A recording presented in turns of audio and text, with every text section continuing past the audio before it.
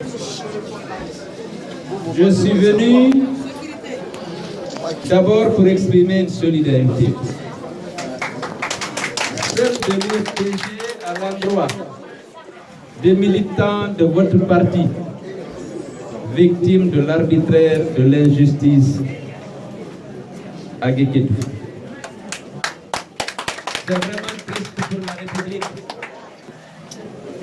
que des citoyens jouissant de tous leurs droits, en route pour prendre part au congrès de leur parti, soient arrêtés et séquestrés sans aucun motif. Vous êtes très indulgents, vous avez dit que c'est les administrateurs incompétents.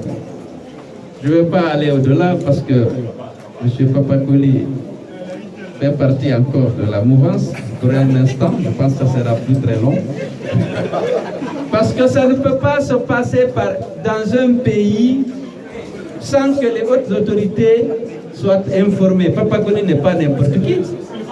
Ces militants ne peuvent pas être arrêtés, séquestrés, alors qu'ils sont en route pour le congrès, sans que ça ne soit avalisé, suscité ou instruit par les hautes autorités du pays. Mais disons que c'est la faute des administrateurs incompétents et irresponsables. Je me tiens à ce qui a été dit.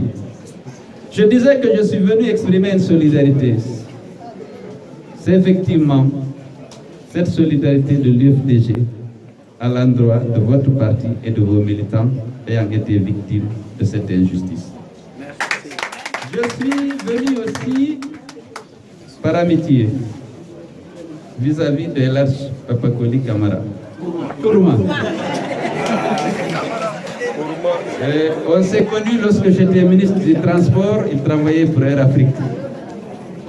Depuis lors, on a gardé une solide relation d'amitié et de confiance. Même si sur le plan politique, à un moment donné, nos chemins ont divergé, aujourd'hui, je constate, à travers ces discours, que nous sommes en train de nous retrouver autour des valeurs que nous partageons.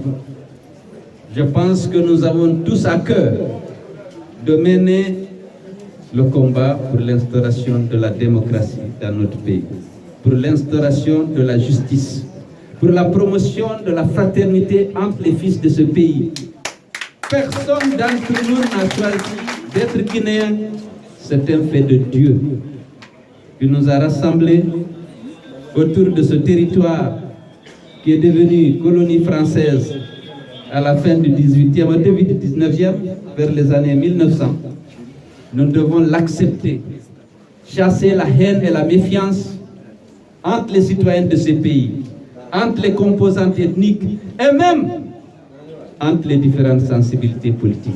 Nous n'avons pas besoin de haine. On peut faire la politique sans haine, sans violence, en respectant le droit et les libertés de chacun. Je disais autour de ces valeurs que nous partageons, nous sommes en train de nous retrouver parce que la relation durable se fait toujours autour des valeurs partagées et non sur la base de l'ethnie et non sur la base d'appartenance à une seule région. Si vous partagez les mêmes valeurs qu'une personne, vous pouvez être dans une relation solide et durable.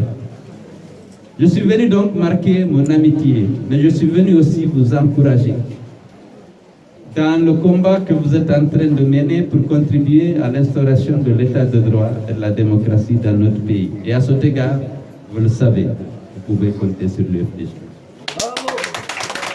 Je suis venu aussi exprimer,